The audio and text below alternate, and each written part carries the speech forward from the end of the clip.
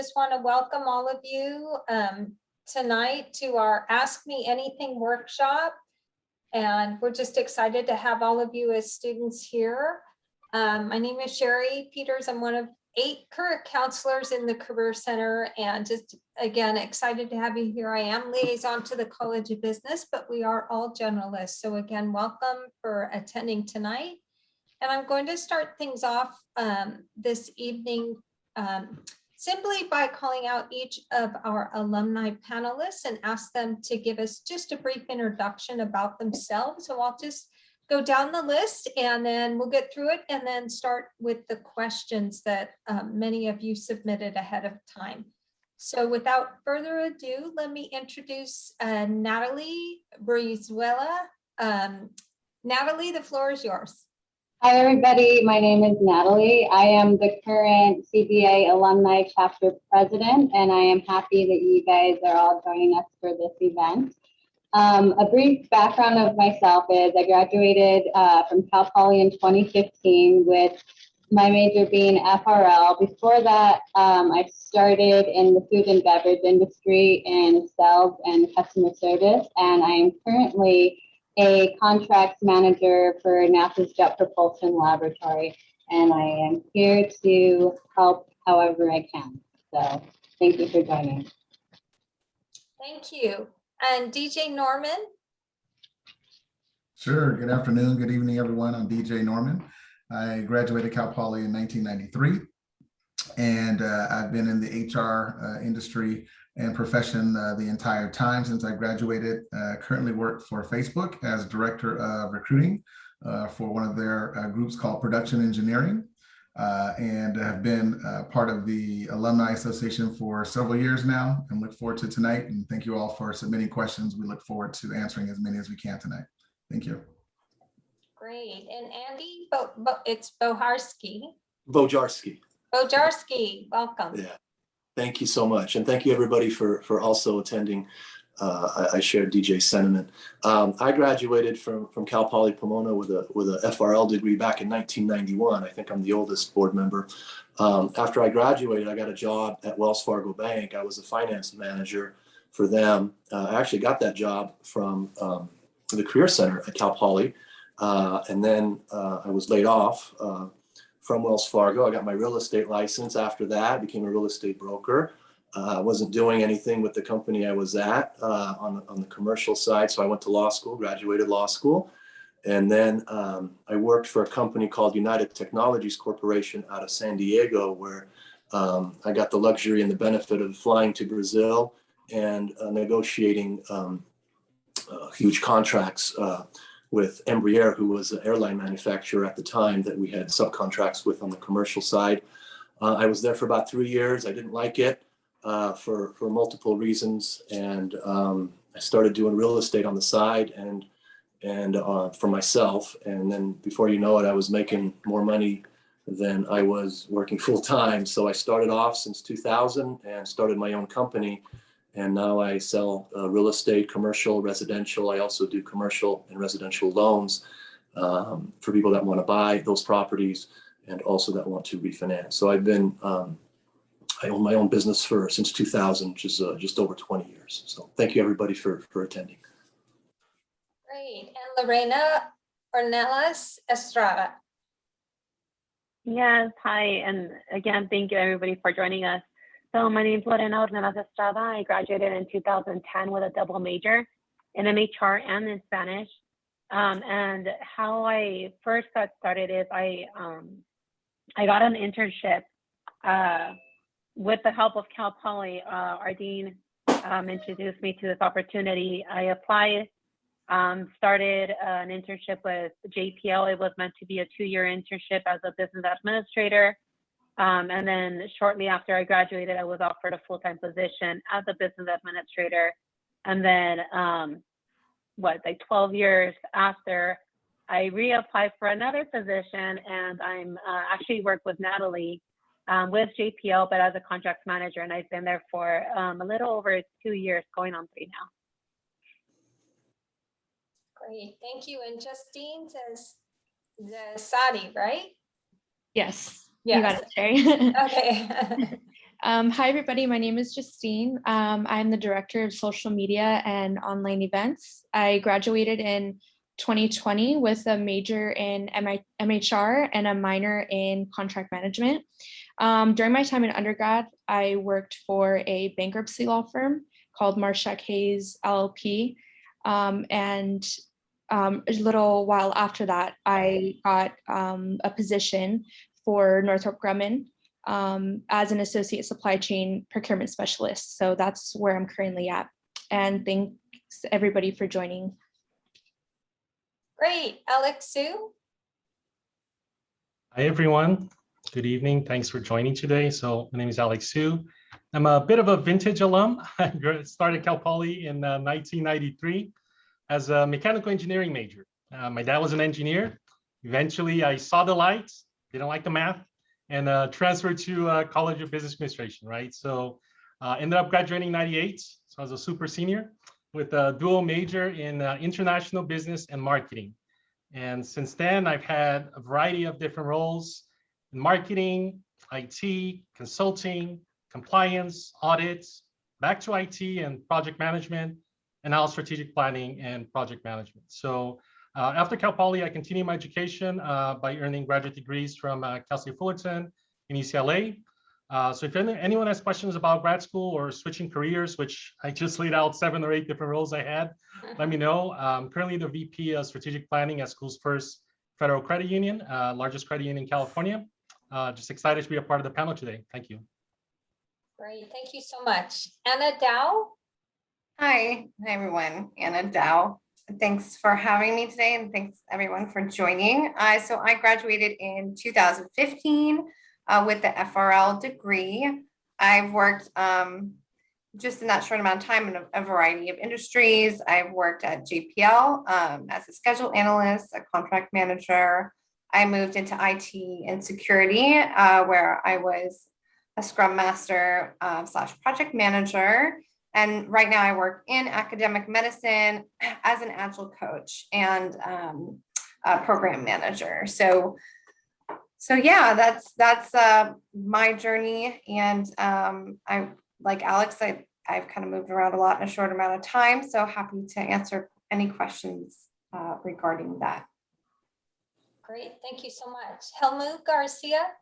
Yeah, thank you. Helmut Garcia, College of Business Computer Information Systems, 2006 graduate. I started off at E-Trade Financial as a relationship manager trainee in West LA and held several different positions at Merrill Lynch and City National. More recently with a private RIA here in Newport Beach as a portfolio manager. But essentially what my role is to be a wealth advisor. That's essentially it. And other than that, to help answer questions for you guys. So we'll leave it at that. Great, thank you. And Max Pop? Got in late. I literally just got off work. I got in 10 minutes ago, right before the meeting started. So I graduated from undergrad from Cal Poly in 2008 with a triple bachelor degree in computer information systems, international business, and marketing management. But then I got offered to go directly into the MBA program from graduate studies, and I got my MBA in 2011.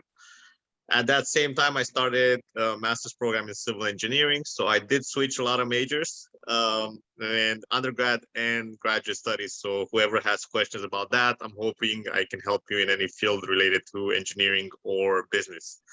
In the private sector, I did work for Microsoft for a while before I went back to school. And in 2014, I got hired with the city of LA.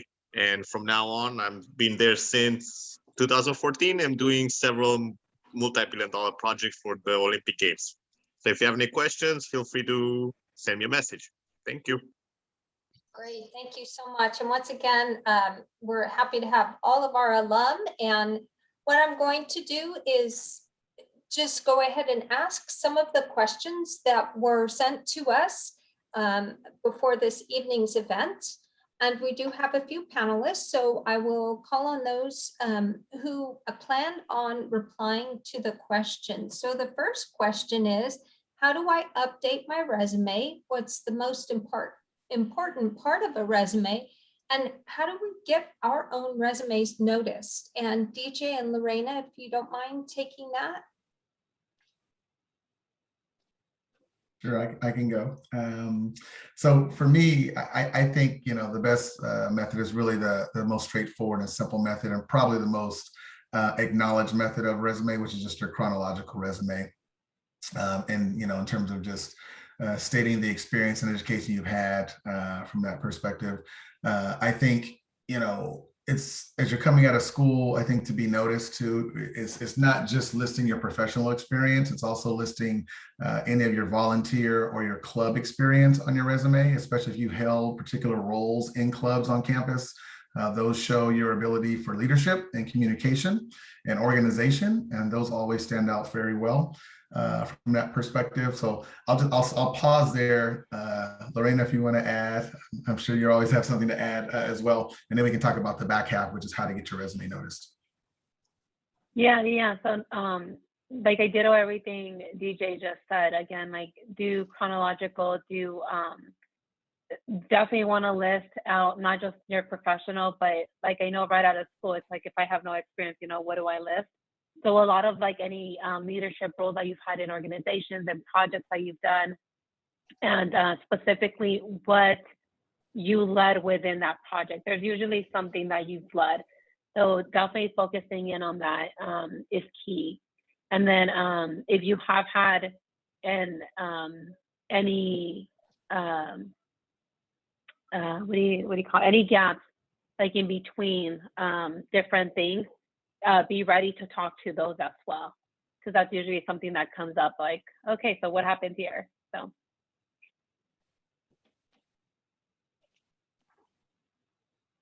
DJ, you're muted. Thanks, Lorena. The other second part of the question was just how do we get your resume noticed? And really one of the things that we hear, and I'm sure everybody on this call, all the alumni on this call can attest to this, is we get a lot of questions from new grads that say, should I apply, right? Should I apply for something? And there's this sometimes maybe too much thinking about applying. And I think the best advice is to go ahead and apply as soon as you can. Companies like to move on their pools of candidates as quickly as possible. And so if you are waiting and overanalyzing a particular position, that might be a disservice to yourself. I'd also say, you know, if you've got 70% of what they're asking for, apply, right? So don't worry about trying to reach that 100% mark. I don't know that anybody has 100% of any of the roles that they're applying for. The other thing that I would say is just network, right? So today you're networking with all of us. I advise you all to connect with all of us. On LinkedIn, you have no idea who we know and how you can leverage our network, especially other Cal Poly grads who will be happy to refer you to the companies that they work for now. So I'll pause there. Lorena, any other thoughts on how to get the resume noticed? Yes. So one of the things that I've come across is a lot of companies use like filter or companies or like systems or softwares that help filter. So when applying, definitely do as DJ said, make sure that you don't second guess yourself and apply, especially again, I usually say if you meet 60% of those responsibilities or requirements that they're asking for, apply. Go ahead and apply. You never know. So definitely take a shot at it. And then additionally is when you do, try to, along with like listing everything else that you can in your resume, try to include keywords of the requirements that you do meet and how you meet them within your resume. Because what's going to happen is as you're going through that filtering process, when you know the database is going through so many, that's what they key in on. So if so a lot of those keywords are very, very important. So take a look at what the requirements are, what they're asking the responsibilities to be, and try to pull that into your existing resume and continue to add whatever it is that you already typically have on there. Great, thank you so much. And thanks for kicking it off. So we're going to move to this next question. Well, there are a few questions here. And I'm going to ask Andy and Justine perhaps to jump in with this. What defines your dream job? And how did you figure out the current job you were at was the one you were set on? And did you have years of experience before getting that dream job? Justine, would you like to go? Go ahead. Sorry, I was muted. So as far as, figuring out the job that I'm at is the one that I was set on, I knew that I had love for the field that I was going into automatically right off the bat. I work in the aerospace and defense industry, and I grew up in a very patriotic household. My dad and my uncles are actually in the military. So going into this field was already something I knew, okay, this is for me. If I can't help on the battlefield, I want to help in the business aspect. So, I think something that was really hard for me as well was that I was at the bankruptcy law firm that I was at, and I made a lot of connections there. And at some point I felt very comfortable and that I thought I didn't want to leave. But one, I knew that growth was important. And two, that the opportunity that was presented to me during the time at the end of my undergrad allowed me to have those growth opportunities. I also want to point out that it's important to know that your first job or even your first position at the company that you're at, it doesn't have to be where you end up at. And a lot of my mentors explained that to me because I was nervous. I didn't know what exactly, the job duties would be, even though that they were laid out, on the application. You are always curious and nervous to know what you're going to be going into. But there are always opportunities. And I think just in general, I really had love and a passion for everything that I would learn at this company and being a procurement specialist. Yeah, I think for me, it was a little bit different. I started out at Wells Fargo Bank. As soon as I graduated, I got a job as a financial analyst, and then I got promoted. And I thought, oh my gosh, this is a huge company. I'm going places. I'm going to go up that corporate ladder. And I was there, I think, for a year or two. And then all of a sudden, some senior vice president comes in and says, oh, we're laying you off. And that was really tough for me. I took it really, really hard. I didn't know what to do at that point. I was disappointed. I was embarrassed. My parents were asking what happened, and still lived at home. And so at that point, my dad said, go get your real estate license and do real estate. So I did that. I got my broker's license, and I hooked up with a company. And I was doing commercial real estate. I wasn't selling anything because all the commercial real estate clients had established relationships with seasonal brokers. So I wasn't making any money. It was a commission-based job. So I said, oh, well, I'm going to go to law school, get my law degree, come back into the commercial field. And then I got something that I can now show them that will hopefully bring in the clients. And then I graduated law school. And then I got into another company that recruited me, Hamilton Sunstrand, which is a company from United Technologies Corporation, which basically is a commercial company that builds parts for airlines. And so they flew me back and forth to Brazil. And I'll never forget the thing that made me switch my mindset, my career. I was there for 3 years, and every year I would get my 3% raise. I would be stuck in traffic from 8 to 5. I'd be on that freeway. I'd get that nice paycheck. I was really happy.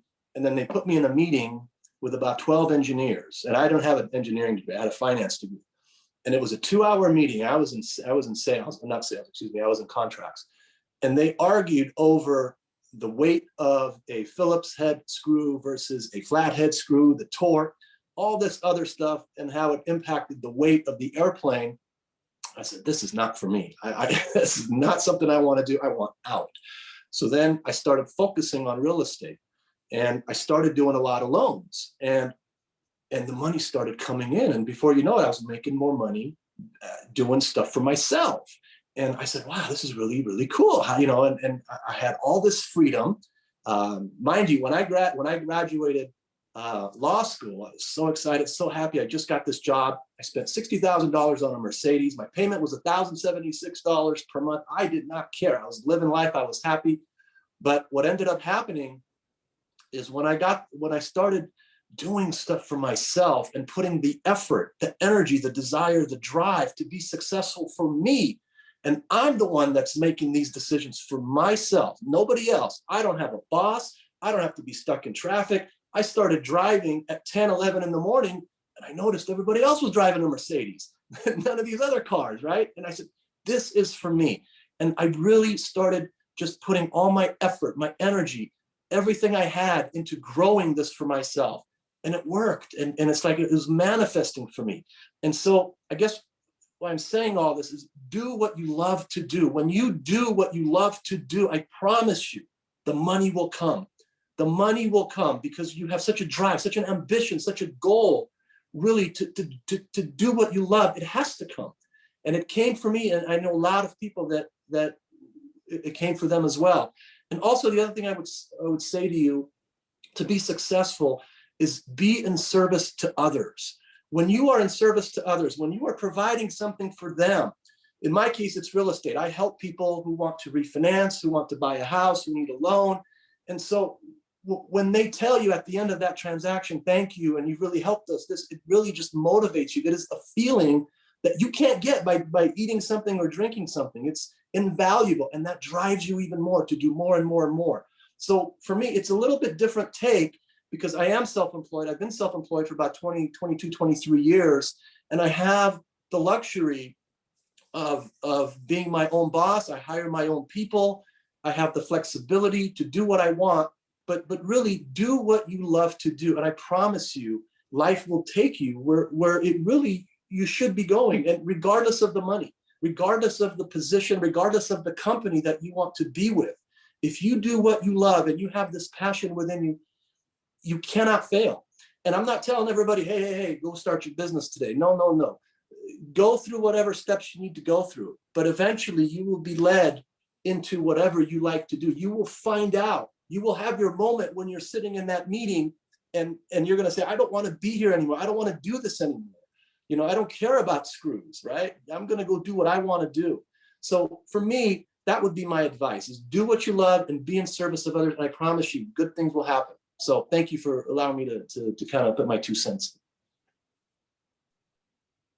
That's great. That's awesome.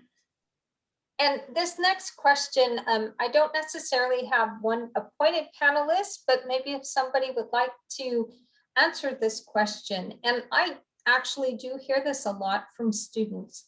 How do you get a job in your major if you aren't able to find those opportunities without any experience? That happens so often. Anyone want to jump in and answer that question for our students? I think I could jump in on that one. I have a friend who took about 2 years to find a position in the engineering industry, applying for Raytheon, Northrop, all the major defense industry contractors. And, you know, he just persisted. So if anything, what I would suggest is intern somewhere, take any job will help. That will get you any sort of corporate experience. Otherwise, it becomes a little bit harder to try to get your foot in the door. So any position will help, but definitely don't give up in pursuit of that ideal or dream job that you're looking for. Yeah, can I piggyback on that? Go ahead, Lorena. I was just gonna, go ahead. No, go, I'll go after you. Go ahead. I just wanted to say that just keep in mind that skills are transferable. Okay, so you might not be in your dream job right now, but a foot in the door is a foot in the door, and you will have leverage over the outsiders coming in if you want to move into a different department. Those skills are transferable. Just hone in on them and the opportunity will come. That's all I wanted to add. Yeah, and very similar to what Natalie said, it's so true. Like, again, you won't realize, and you really have to really practice looking at what it is that you're doing.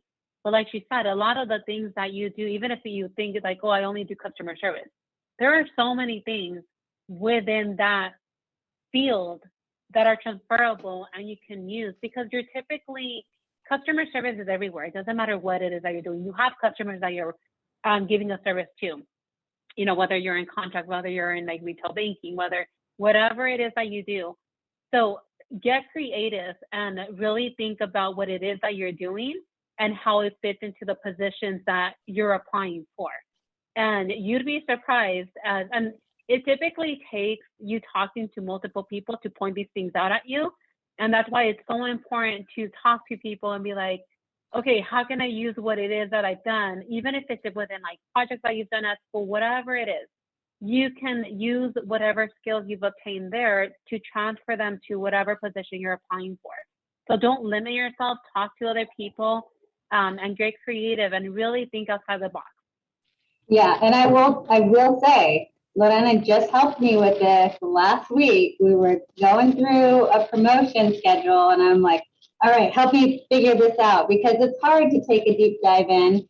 And when you're on the spot, and having a friend or a close network that can help you with that is something that you guys should also leverage when you're looking into those kinds of things.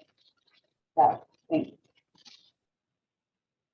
Great. And I'm going to ask this next question for Alex and Anna. How did you get your first IT job?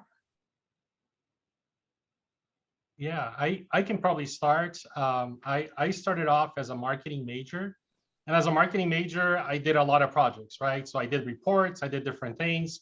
And one of the things that I did was a sales report that, was a little bit more technical, had to do with Microsoft Access at the time, 20 years ago. And I really enjoyed that. I like to see the numbers, I like to see how it came, and, ask my boss, hey, can I get more training? Can I figure out how to work this out? And eventually that passion kind of led me more into asking for, should I pursue a master's degree in IT? And luckily at that time, my company paid for the tuition. I was a graduate of Cal Poly. I was a business graduate. And the cool thing is when I went to Cal State Fullerton and I said, okay, I wasn't an IT major, but what would it take for me to get a graduate degree?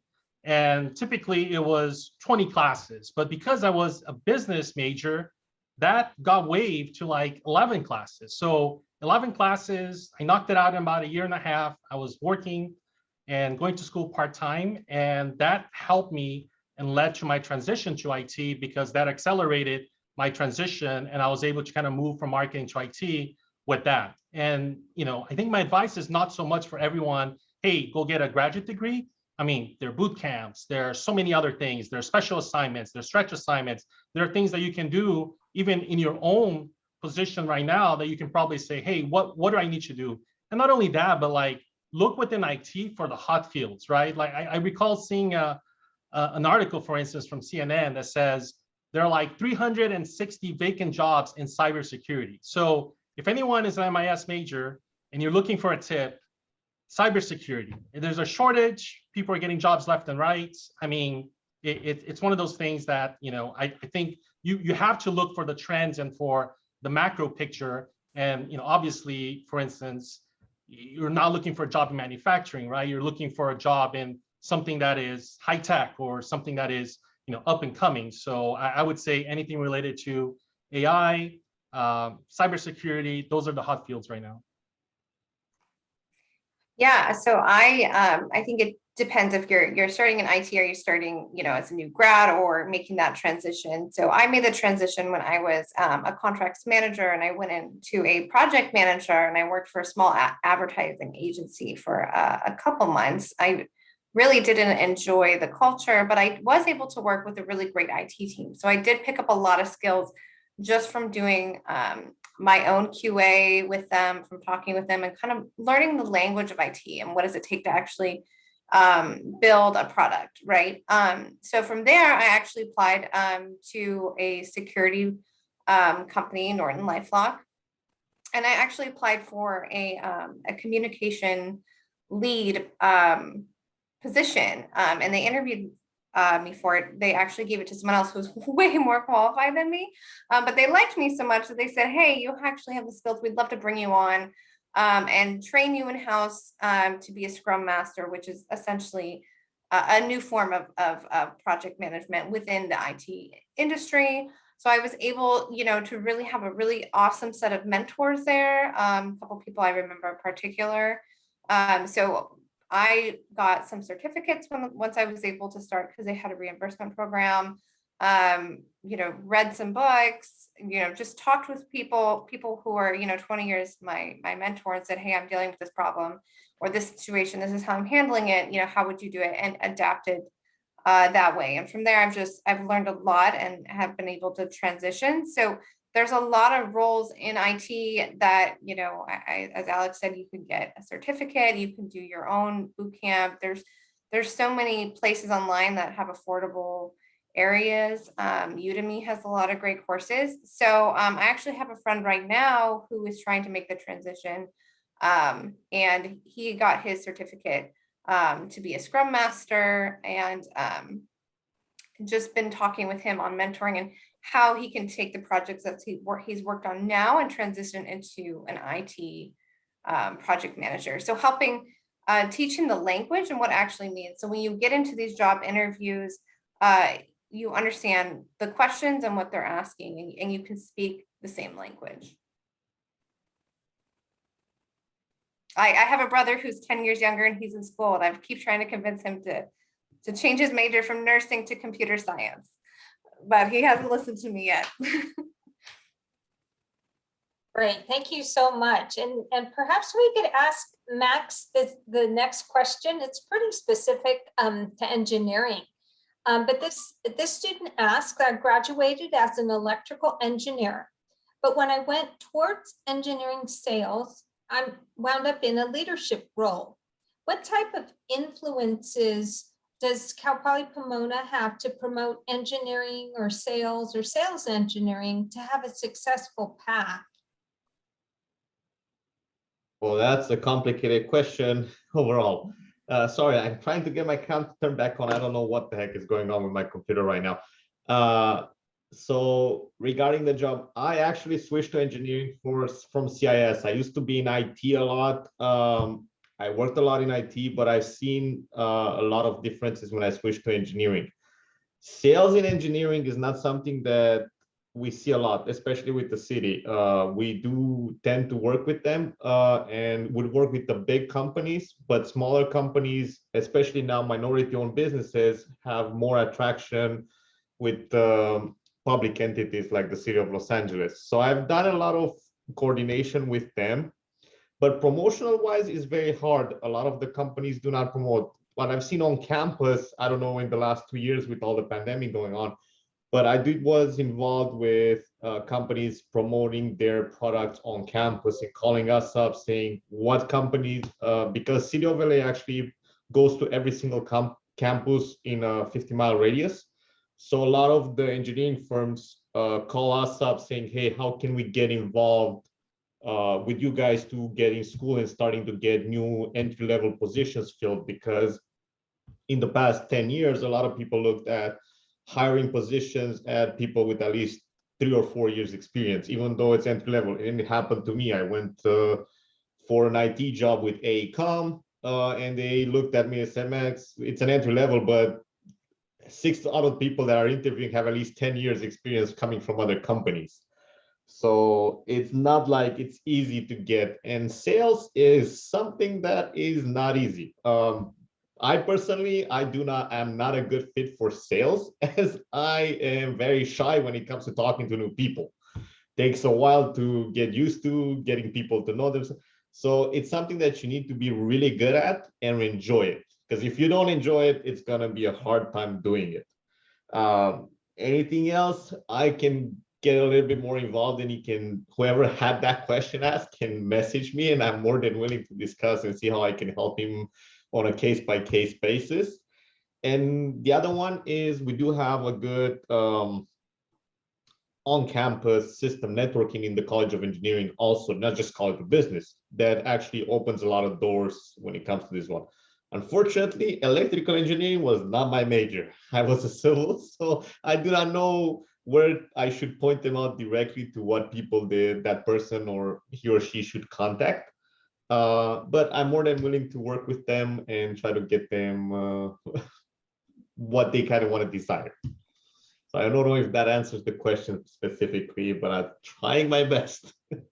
No, that's terrific. It points them in the right direction. So thank you so much. Yeah.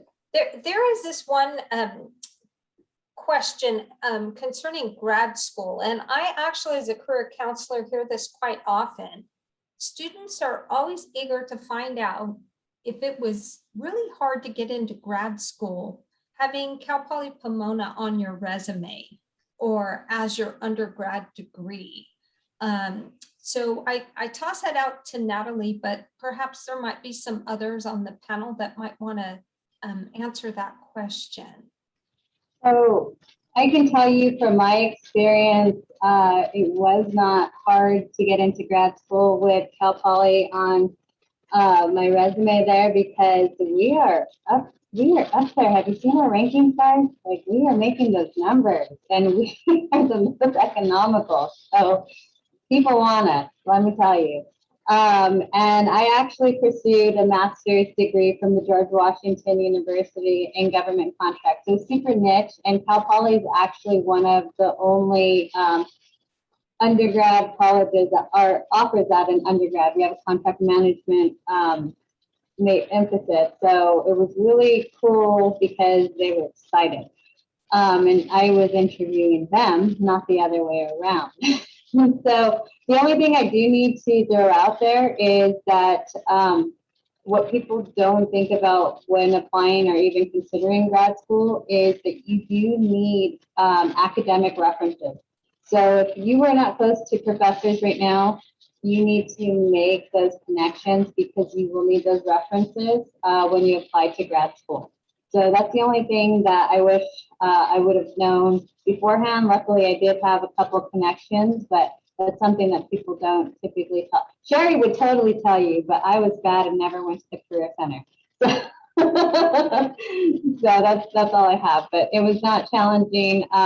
You might find a challenge if you don't have the experience, but that's not a rejection thing. It is a really for your benefit thing, because you really don't, you're not really able to leverage everything that you can at a grad school without that experience, because that's where the real rubber meets the road. So don't get discouraged if you don't have that. Just chill for a couple of years and you'll appreciate it a lot more.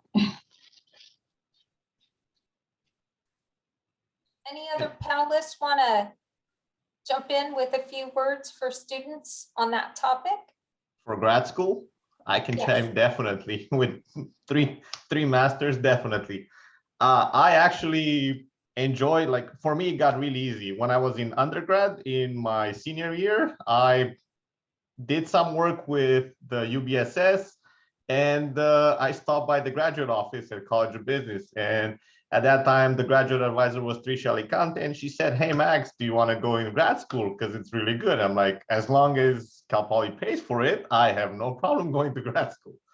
I did apply to other universities too. I got into USC and I got into UCLA, and they do enjoy, from what I've gotten back from them, they do enjoy students from Cal Poly Pomona at all times. Luckily, my experience was, like Natalie was saying, you do have to have faculty references in everybody, but also make connections outside of Cal Poly Pomona. There's a lot of our faculty at Cal Poly Pomona that teach at other universities. I've known in the Department of Economics, we have a couple of faculty that were part-time at Cal Poly, but they were also teaching at UCLA and USC. I've had an offer to go to USC for grad school for economics, but it's not me. I don't do math. Not a numbers guy. So yeah, they do enjoy Cal Poly. The good thing they say about Cal Poly, the university, is that we have small classes and it's very practical. A lot of the stuff that you won't find at the big UC campuses in USC. USC is opposite. It's big classes and not enough time for faculty on one-on-one with their students. And then I've done 3 masters at Cal Poly. So trust me when they say LA market likes Cal Poly alumni. The city of LA, for example, 40% is Cal Poly Pomona and Cal Poly San Luis Obispo. So if you guys ever want a city, will definitely hire you. LA Times is the same thing. I've had faculty from the CIS department telling me that LA Times will hire from Cal Poly on a regular basis. I haven't kept up with them. But the other thing, the graduate career fair and the undergraduate career fairs has one of the biggest numbers of employers coming on campus to recruit. So they do like it, and they, especially graduate students, they prefer it because they get the practical experience that most big universities will not give you. Yeah, I can add a bit too in terms of my experience going to grad school after Cal Poly Pomona. I would agree with Natalie and Max. I mean, it's not going to hurt you. And really, every educational opportunity that you get, you make the best out of it, right? Meaning you maximize your opportunity. So if you're still a student, my advice is get the highest GPA possible, right? Meaning if you have a very high GPA and you're coming from Cal Poly, yeah, you're going to be a very good candidate. When I went to grad school at UCLA, I applied to some full-time programs as well for my MBA, and I got into the University of Chicago, which is like a top 5 program at the time. And for one reason or another, I decided to stay in Southern California, went part-time to UCLA. But I know folks that went to community college and went to like grad school at Harvard, right? So it can happen no matter what your background is. Maximize your opportunities, do the best, try to get a 4.0 if you can. I didn't, but high enough so that I could get accepted. But yeah, maximize all your education opportunities. And I just wanted to add something briefly. So Cal Poly has great, they're known for great students. So JPL, which is where I'm at now, we have management that do seek out Cal Poly Pomona because Cal Poly Pomona students have great reputations. There's already a lot of CPP alumni that are out in industry and have proved that we are great and that we are awesome candidates to hire. So I'm not surprised that for graduate, or I wouldn't be surprised if for graduate schools the same applies. So again, Cal Poly does get recognized for the candidates that, or for the students and all the value that they bring to companies and to graduate programs. So use that to your advantage. I would just like to make one last quick comment if I can. For me, it was a little different because I went to law school and I don't have a master's or an MBA. I have a law degree, but what a law degree will do for you. Dr. Andy. What's that? Dr. Andy. Yes, you all can call me doctor because I have a JD, right? So, but what a law degree will do is, for those of you considering going into law school, it's difficult. It was difficult for me. I don't know how MBAs were, but what a law degree will do is it will really put inside of you this fearless attitude. If I know that someone's going to sue me and I know what the process is and I know how to defend myself and I know how to research the law and I know how to create my pleadings and I know what my affirmative defenses are and I know I'm correct with the facts, I'm unstoppable in the sense that, go ahead and sue me. I'm not afraid of you. Most people cave. So law school gives you this feeling like, okay, you go in life with conviction, like there's nothing that can stop you. If you know you're right, if you know how to research it, if you know what the issues are, you're going to just bulldoze right through everybody. And that's one of the biggest things that has helped me in my career in real estate is just knowing the real estate law like the back of my hand. And if I know I'm correct, and if I research the law, most of the time, it's not going to be an issue. So for me, that was, I guess, what has helped me with respect to law school in relation to maybe some of the other guests that are talking about masters. Terrific. That's great information for students because I know so many ask those types of questions.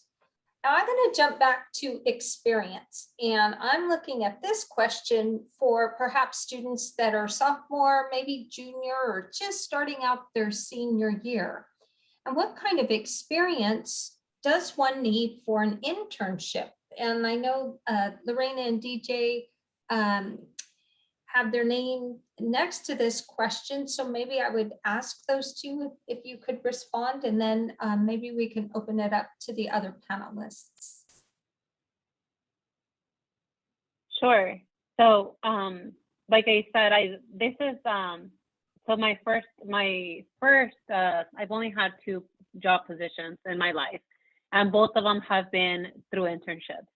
And my first was in high school. I was actually a sophomore going into junior year in high school, and I had no experience.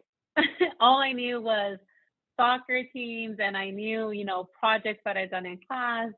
So all they really came down to was my grades and the connections that I had with the faculty and staff within my school.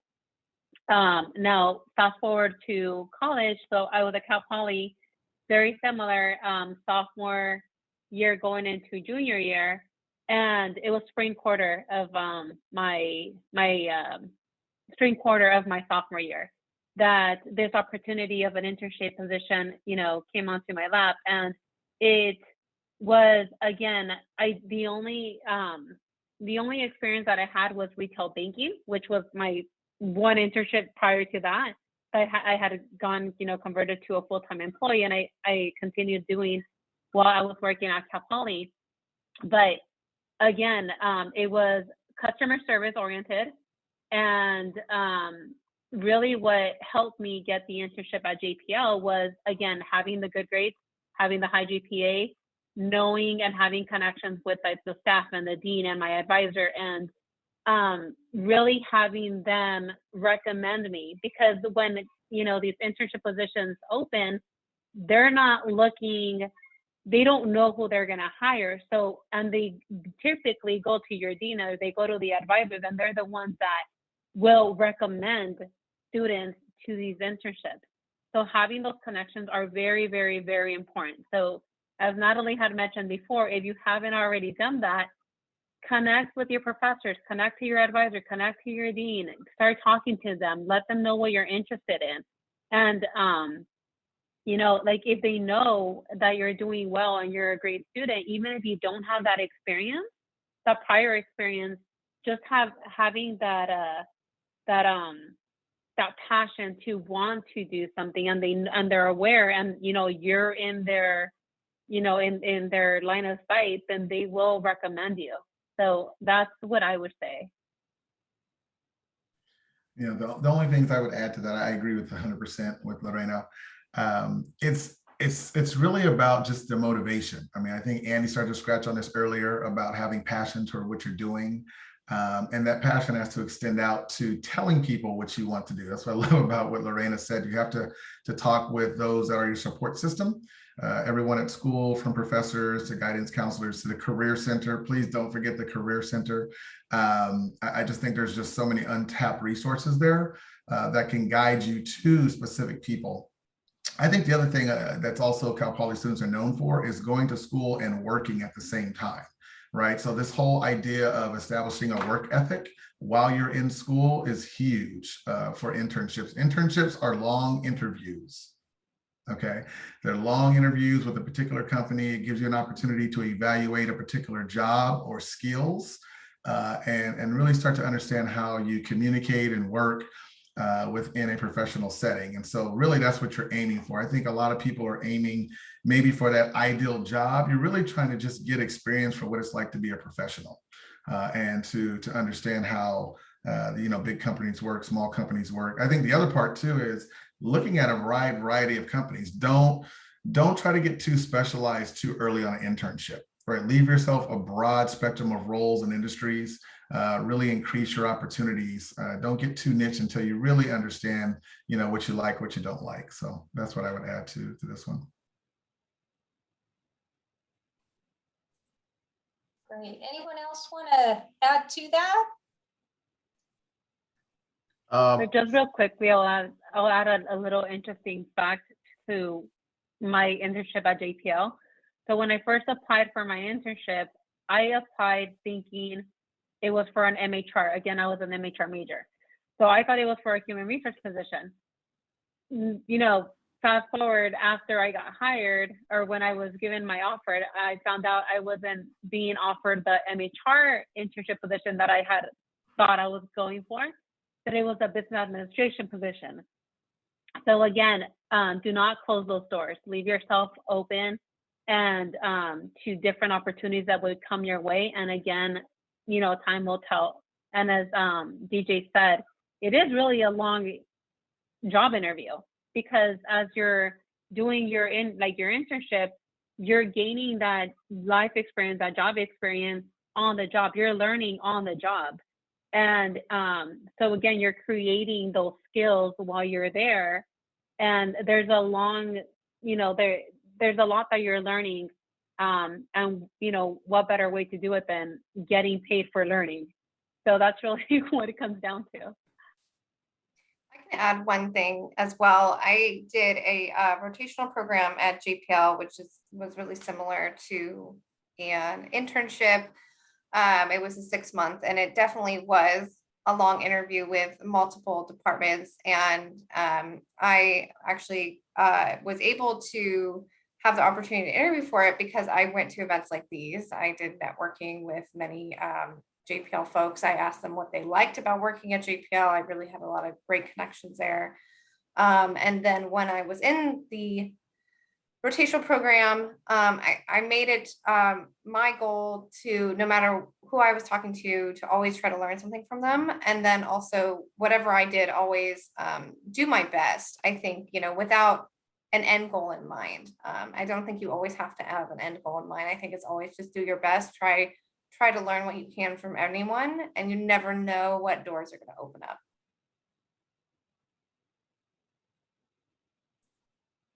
Great, thank you so much. Now I'm going to ask this question. I really, really like this one. It's 2 questions here. For Andy, Anna, and Justine, what do you love about your job and what do you hate about your job? I can start since I'm already here. What I love about all the jobs that I've been in, I think what I love about it is people and making connections and being able to, like Andy was speaking to, serve others. So having wins together as a team, that's what I love about my job. I think what I have disliked about my job, and you'll find this anywhere, is politics. Whatever that may mean. And I think ultimately there's always a way around that. Just, as much as you can, that there of course are cultures that you can't fight. And then maybe it's just time to go to the next thing. But yeah, what I don't like is politics. But again, just it's always a learning opportunity to work with difficult people. So it ultimately always goes back to what I love, which is making connections with people. I'll chime in.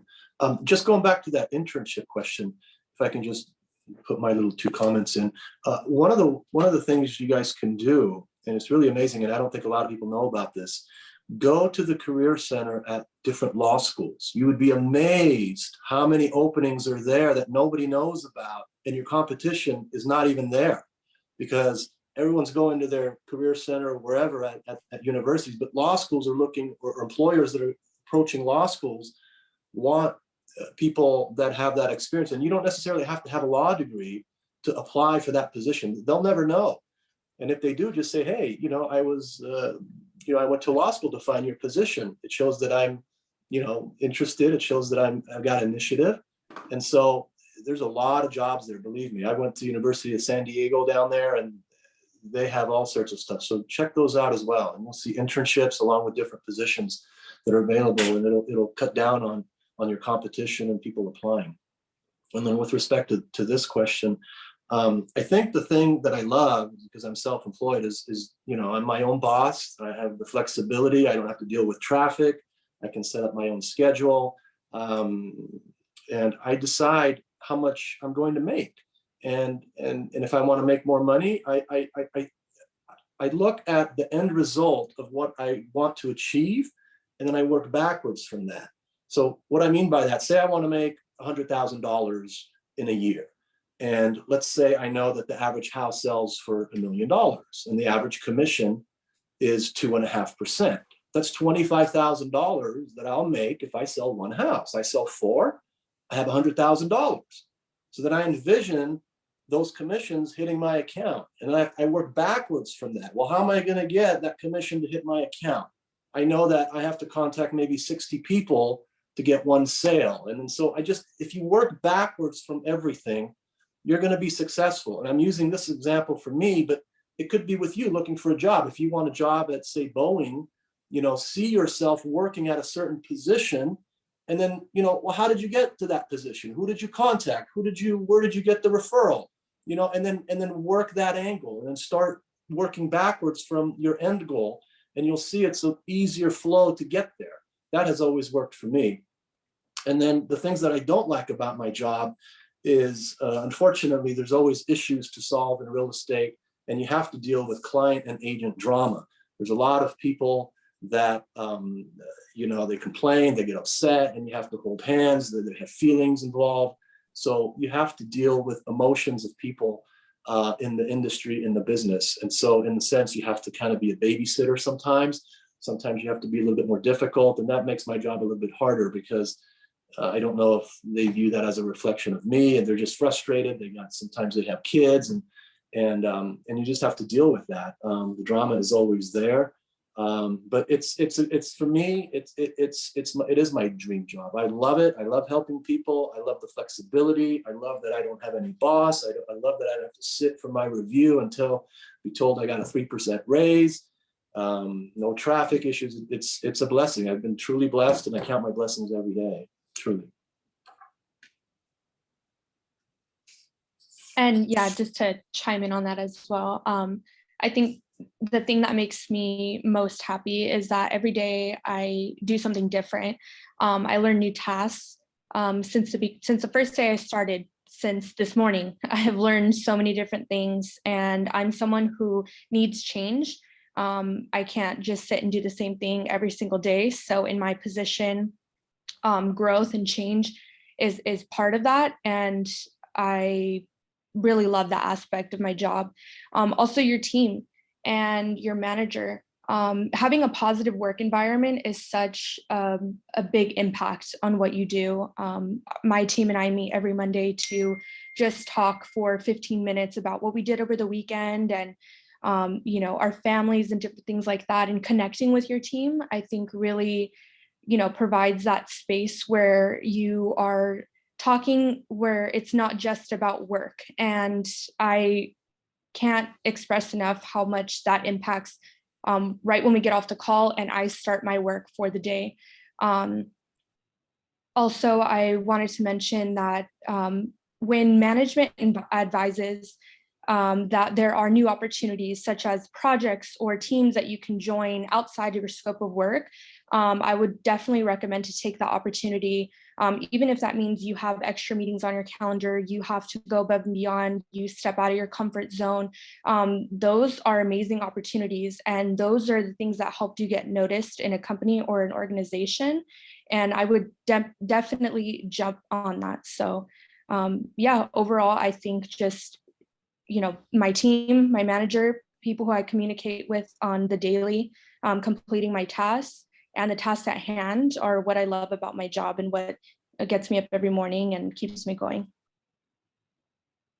And I think too, like if you think about when you go into a job and there's something that you don't like, I think probably 95% of those items that you don't like or you don't enjoy, there's always a way that you can make that better as long as you take ownership of that. So if it's a task that feels like you're always doing it, maybe you can figure out a way to automate that task.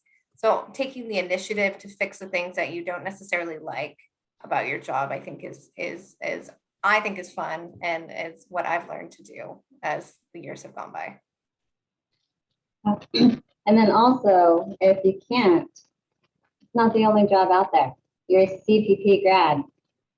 The opportunities are limitless. So get out of there if you don't like it.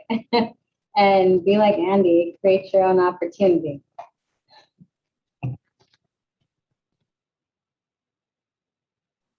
Great. Yeah, and there's a lot of Cal Poly alumni out there that you can reach out to if you want to transition to other positions. So speaking of that, I do have another question here. When a student is at a starting point and they've decided, okay, this is where I want to go. And I just lost the question. I'm sorry. Here we go. Sorry. Goodness gracious, keeps moving. Have you changed careers before? And I think some of you have. When does someone know when it's time to change that job? And how does your career impact the global community, if you thought about that? And is that a top motivator for you? I can jump in real quick. For me, like when I knew it was time to change jobs, number one, if there's personal reasons. So if you're getting married and you're moving with your spouse, or if there's something like that, sometimes life just happens and it's just the right time and it's a personal decision. Number two, if there's something like something seriously going wrong with the company, whether you have major layoffs and you kind of see the writing on the wall, that can be the time to, you know, make a different career move. And number three, I think if you're not being challenged, I think, you know, if you wake up every day and you're kind of doing the same thing and you've explored all avenues within the company, you're not being challenged, you're waking up unhappy. I think, you know, those are the three reasons for me personally why I would move to a different area. This is DJ. I would add, ooh, sorry. You want me to go ahead? Okay. So from my perspective, I have changed roles, you know, specifically, I think kind of like Justine, I like variety. And so I've changed to experience different industries, right? And so for me, I've only worked in the same industry once. And so I started out in tech, I'm back in tech now, but in between all of that, I was in retail, consumer packaged goods, entertainment. And I really enjoyed the learning aspect of having to understand a new industry, a new culture of a company. But I'll tell you some of the drivers for why I've left some of those companies or wanted to change was either typically it's growth, right? There could be a change in organization. Companies invest in different ways. And so based upon how they invest actually trickles down to how opportunities roll out within the organization, how many new headcount they get every year, where they're going to be funding new projects and so forth. And so sometimes those projects dry up and you might feel like you're being a little bit stagnant. And so that's an opportunity. I would say the one pressing one for me, all of mine have been very positive, except for one that's been more around cultural differences, right? And so what I mean by that is the culture of the organization versus my own values and beliefs. And so when I got to the point where I really couldn't sleep at night and didn't feel like I was doing service to that company or to myself or my family, I had to make a move. And again, you'll know that because you won't feel good inside, right? You'll feel a little bit sick and nauseous about it. At least I did. So that forced me to look outside.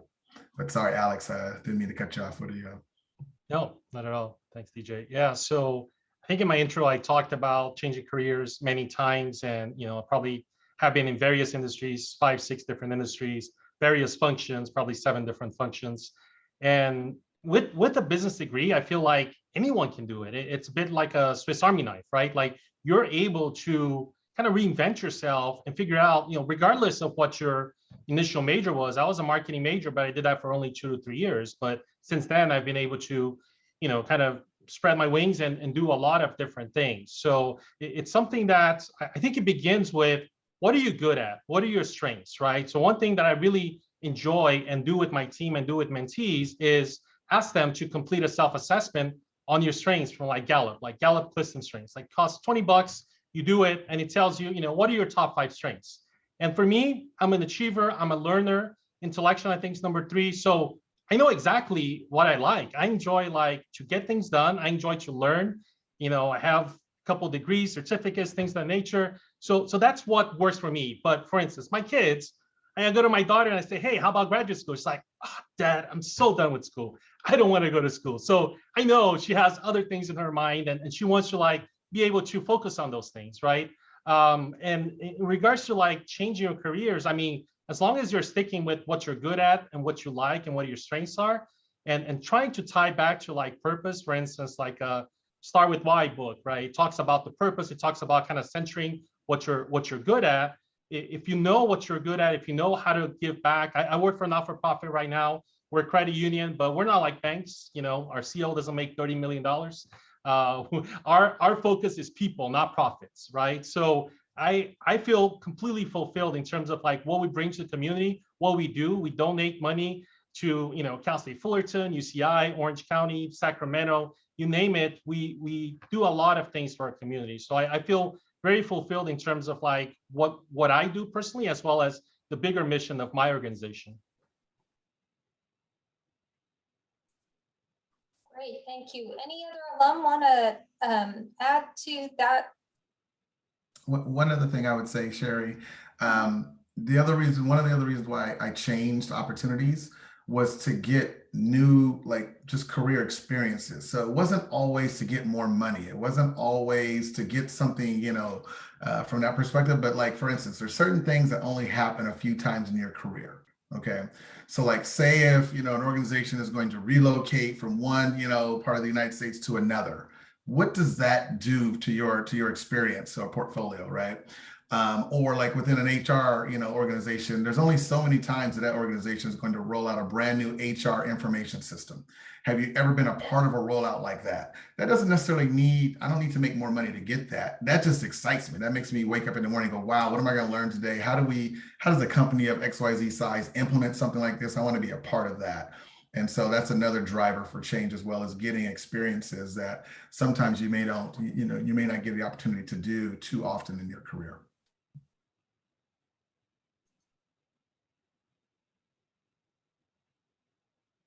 Great. There is a question here that perhaps a couple of you would be able to answer.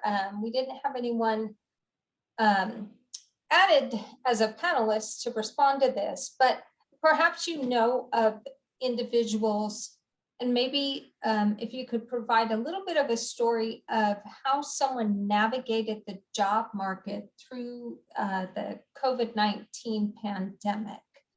And were they successful, and what kind of opportunities did they discover or find out? Anyone have any information on that?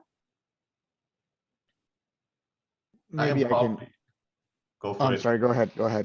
I don't want to cut anyone off. I, for one, having the one thing that I've seen during this year and a half is that certain industries have actually done way better than expected, and certain industries that were kind of in the market, well, specializing in this kind of field, actually done way worse.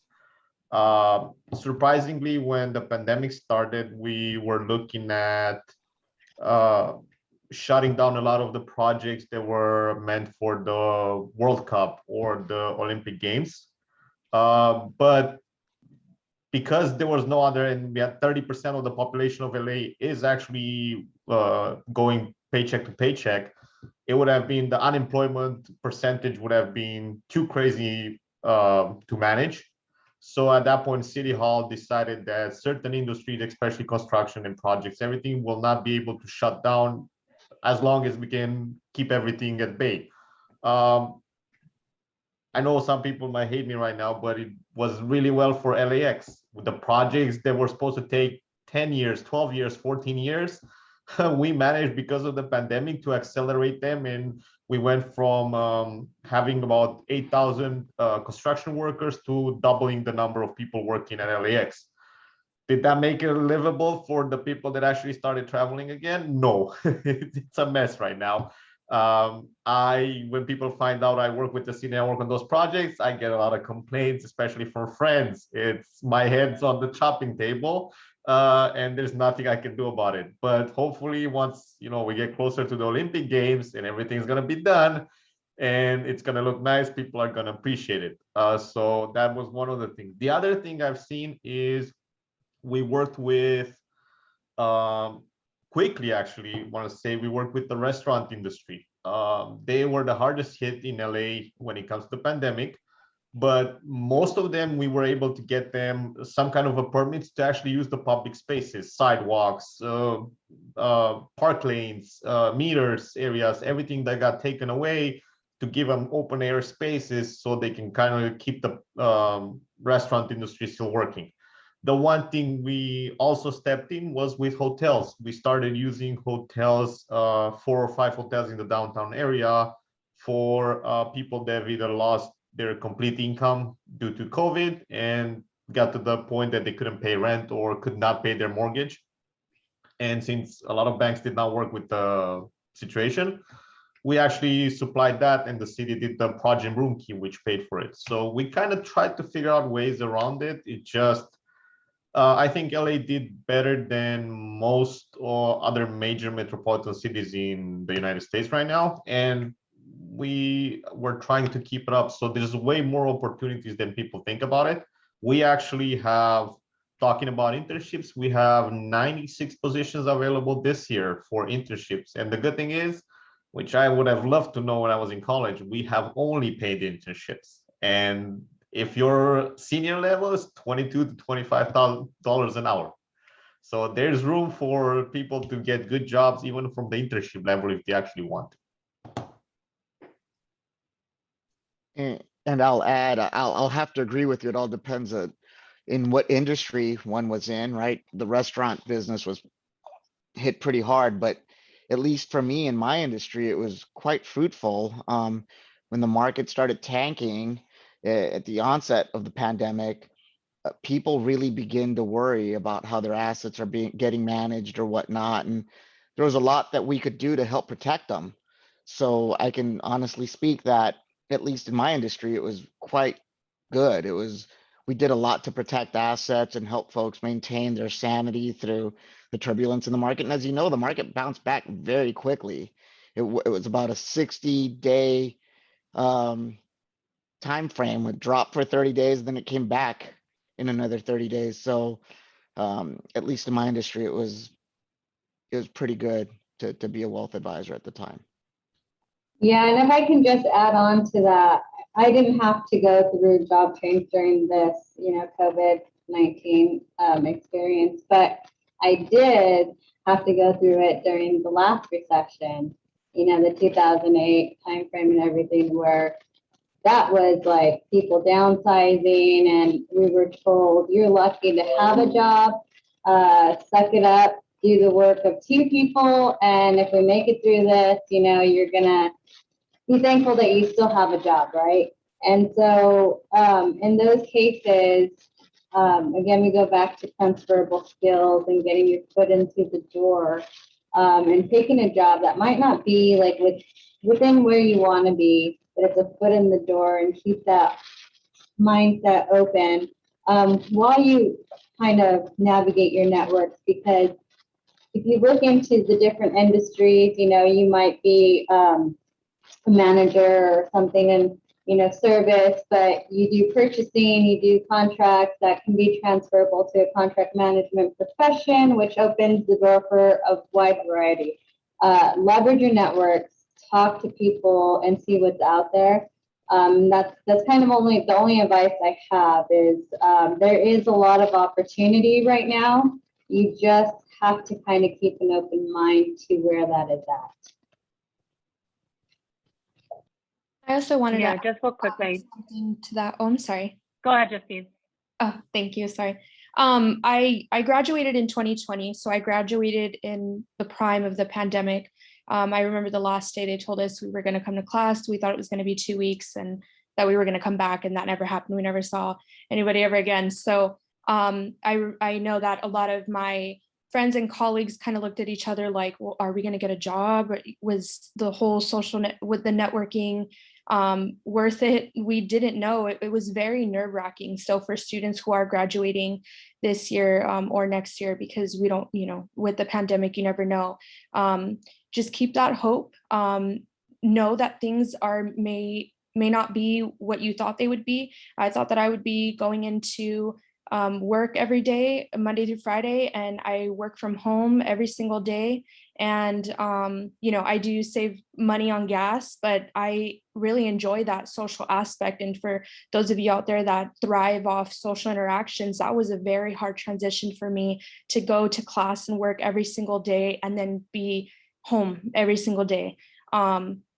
So I know emotionally, mentally, that can take a toll, but just keep your hopes up, continue to build your connections, whether that's, through messaging, virtually, Zooms, have a cup of coffee over a Zoom, or talk to someone, via text or over, whatever social media platform you have. Keep connecting and just be open and be hopeful.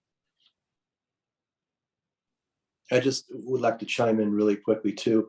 For me, this pandemic actually was really, really good.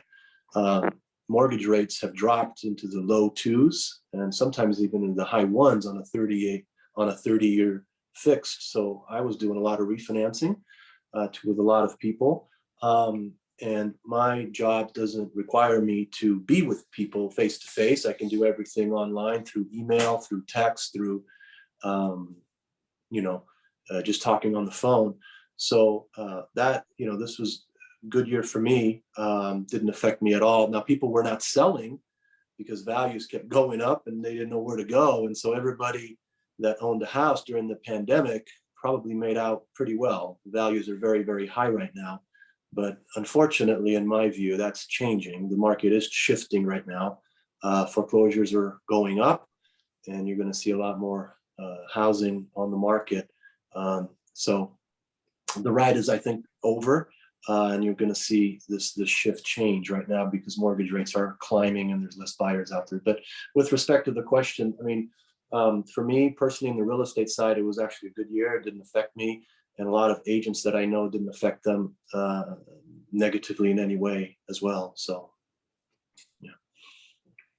Within the IT industry, I think from my perspective, what I experienced and from my network, I think it was a lot of sit tight, a lot of budget cuts, if not small layoffs. I think it could have been way worse than it was. And if you made it through 2020, 2021 is booming for IT people. I mean, there are just tons and tons and tons of job opportunities. My husband actually is a technical program manager, and he gets 5 job requests, job messages from recruiters a day. So, everybody is ramping back up at lightning speed within IT.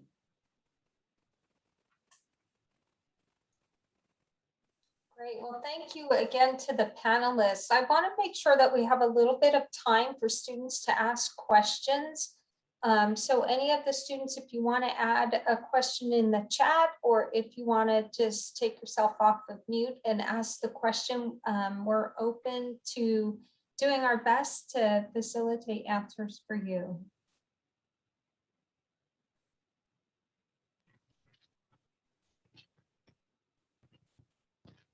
We don't bite hard.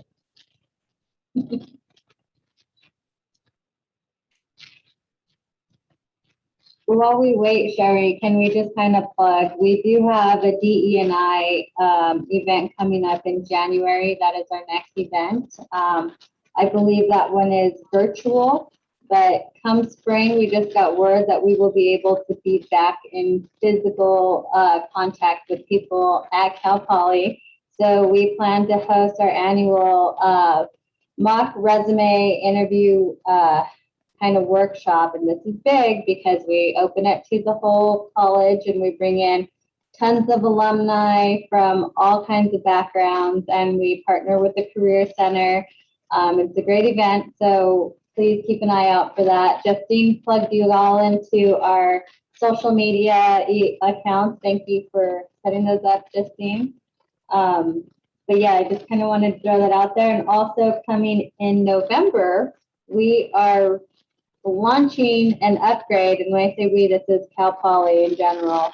The Bronco Mentoring Network is getting revamped and upgraded. So if you have a desire, if you're a mentor or an alumni who wants to mentor with people, or if you're still seeking mentorship opportunities, check it out because it's going to be revamped and it's coming November 1st.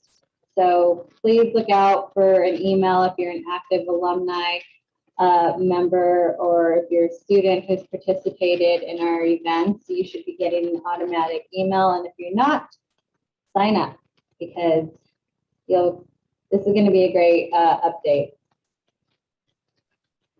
One other announcement, just for everyone. So next Thursday, myself and a few other MHR majors from Cal Poly are going to be on a panel with the PIRA organization. So that'll be next Thursday at noon during university hour. So I just wanted to plug that. But I'd also want to say too, if you all, student-wise, if you guys are part of clubs and you need speakers, please lean on us. We definitely want to participate in that. And so that was really more so why I made that little shameless plug, but feel free to reach out to us for speaker panelists as well. Yeah. And thank you for participating if this is not your background. I know that we did get a message. I got a message from someone earlier who was an engineering alumni, which you just fell into our event. And we are here for the whole campus, okay? We're just not CBA people. We are a network within Cal Poly.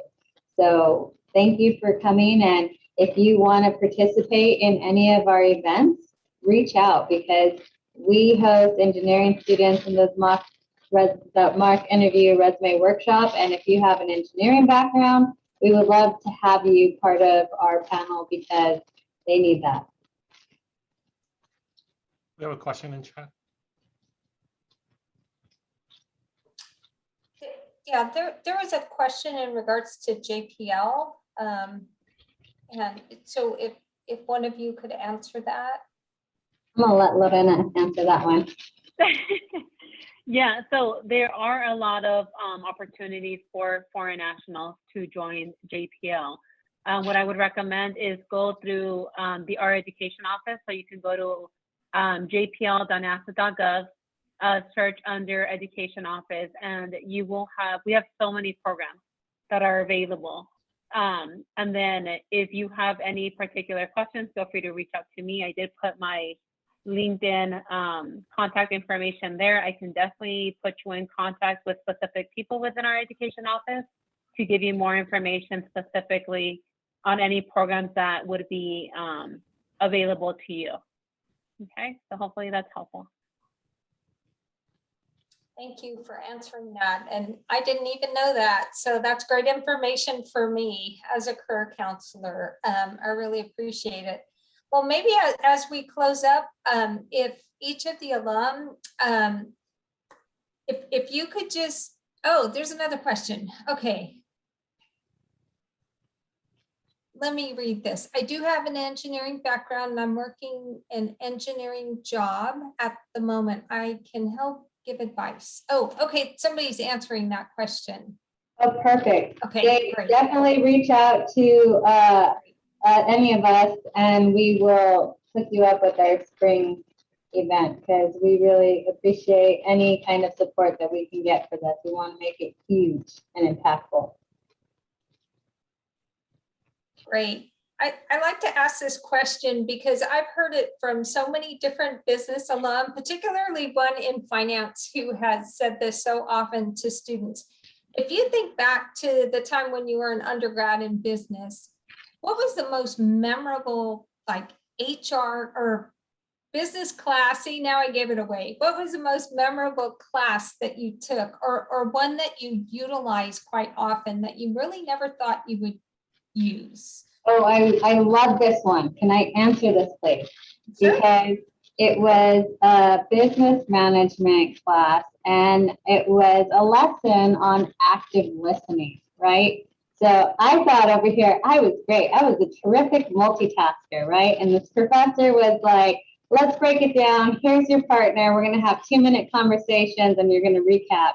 And I was like, oh my God, like, Simon, I don't even remember your name. This is terrible. I am terrible. And it was the biggest lesson, you know, because we're so focused on, I got to multitask, I got to do everything. And it was such a lesson that I appreciated because it taught me to slow down and focus on what was important, right? Not listening to respond, but listening to actually understand, right? And that was nothing that I was ever taught before then, right? The focus had always been on multitasking. And that active listening was not only great for school, because I'm like, I'm gonna try this out. I'm gonna stop taking copious notes and I'm gonna just listen. And I retained more than I ever did than taking my paragraphs of notes, right? And then I was like, you know what? This is good. I'm gonna try it in my marriage, and that's the hardest part because, you're used to whatever. And I'm like, no, let's try this. And then I found out like, we're fighting over nothing. We're both right. We just have different approaches, So it was one of those classes that I thought was not even going to be worth my time because it was just a mandatory class. And I'm not into like MHR or whatever, right? No offense, DJ and Lorena, but that was the most, I think, valuable course that I had at Cal Poly because it taught me the importance of active listening. I can So go ahead, Alex, you go first this time. Yeah, I don't recall a specific class, but I'll talk about my thinking when I was younger and out of school, and what I think about now, 20 years into my career. When I was coming up, I was thinking, I'm a doer, I'm an achiever, I'm gonna get things done, I'm gonna be the best technical person I can be. And as I moved up and as I gained more experience, I realized the technical stuff actually mattered less and less. And the people skills, the soft skills matter more and more. And really, if you're a business major, you have to like people. You have to develop relationships. People want to work with people they like, right? And if you're not a likable person, if you're not someone that someone wants to have on your team, you're not going to succeed no matter how much of a genius you are technically, period. So I think that's the biggest lesson learned for me. I probably should have paid more attention to that earlier on in my career.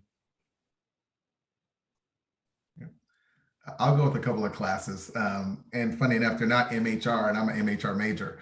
And so the two classes that I would highlight would be stats, right? Statistics. And so when you think about as you move up, and even early on in your career, right, we measure everything, right? We measure the impact of what we do. And so understanding metrics is a big deal. I would advise everybody to take an additional class, if not more. And then I think the other one was just business writing, right? So business writing versus creative writing is two very, very different things. And I think typically you're going to leverage, you can have creativity within a business communication, right? And I think that's something that I use every day. So I couldn't stress that more. I'll jump in, and some people are going to hate me for this one. But for me, it was two classes also. One was the communication one, being that I came straight from Europe here. English was not my first language. It wasn't my fourth language. So I was learning English while going to class. So communication helped me a lot. Plus, doesn't matter what business major you are, communication is the key. Doesn't matter if you're going to talk with someone in Europe, someone in Asia, someone here in the United States. You need to know how to communicate and be open to other cultures. That was a big one for me. The second was intro to Microsoft Office, using PowerPoint, Excel, Word really well. I do not care what job you're in. If you can use those three things, you will be left on the sidelines. I am a civil engineer now. I used to work for Microsoft, and in both the two things that I've used, Microsoft PowerPoint and Microsoft Word, and definitely Excel. Access and everything else is good. And now, of course, Teams, which hopefully will be implemented starting next year in Microsoft packages. So those were for me. Like with those two classes, I probably would have not passed the other ones. Yeah, I have to say I'm with Max on that one. It was I know it was a CIS class if I remember correctly, but it was really just teaching you about Microsoft products. And I remember specifically learning about PowerPoint and all the like neat tricks and tools that are built in within it. And to this day, I still use them. And I remember and it's funny because I remember oh my God, I remember learning that in Cal Poly. And it reminds me and takes me specifically to, when I learned it. But yeah, that Microsoft one was definitely impactful to me as well. If I could add as well, I think a class that really impacted me was Business 3000. I think it was 300 before. And even though it was a fairly, easy class, it was about brushing up your resume and different things like that. I think a lot of people took it for, oh, it's an easy class, so I'll just not really pay attention too much. But I think there was one thing specifically at the end where we had to go up and give a 2-minute speech or presentation. And the professor asked if we wanted to record ourselves. So she brought a tripod, and I was the only person who recorded myself. And I thought, oh my gosh, am I trying too hard? Like, am I taking this class too seriously? But take every opportunity that you can to analyze yourself, to improve, even if it's embarrassing, even if other people don't do it. You're there, you pay to be there, you're going to school there, you're learning. So don't be embarrassed. Take every single opportunity and advantage of just being a student. I'll just say a few things too. For me, I don't remember specifically, I graduated back in 1991, so I don't remember what classes I took. It's been so long ago. But the two things that I'm in sales, so I deal with people every single day. And I was told the best advice I ever got was business is like a ping pong table. You're playing ping pong with somebody else. Always hit the ball back to the other person, because if you let it sit with you, then it's on you. They're going to look at you and they're going to say, where's this or where's that? You're not getting them what they need. So don't hold to things. Return it back to the other person that hit it to you. And then you can say, hey, it's not on me, right? So, and then the other thing I would say is going kind of with what Alex had mentioned is, it's the communication part, and you have to be a good listener. If you can't listen to your client, the person you're with, they're not going to like you. So you have 2 ears and 1 mouth. You should really listen twice as much as you speak. And everybody does it the other way around. They just, they start yakking and yakking, and they start talking about themselves. And all of a sudden the conversation goes into a different direction. And before you know it, your client tuned out. I believe every position we're in sales. You're always selling something. So if you can get that mindset to listen to what your client has to say to you and really take note and look them in the eye and show them respect and dignity, they're going to want to do business with you every single time. And so I've taken that in my life and with what I do, and I've been very blessed. So that would be my 2 cents.